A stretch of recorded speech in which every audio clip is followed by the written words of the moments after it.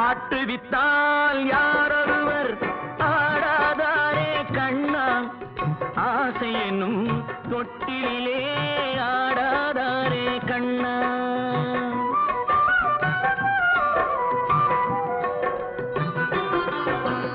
ஆட்டுவித்தால் யாரொருவர்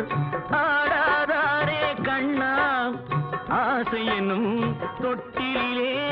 ஆடாதாரே கண்ணா நீ நடத்தும் நாடகத்தில்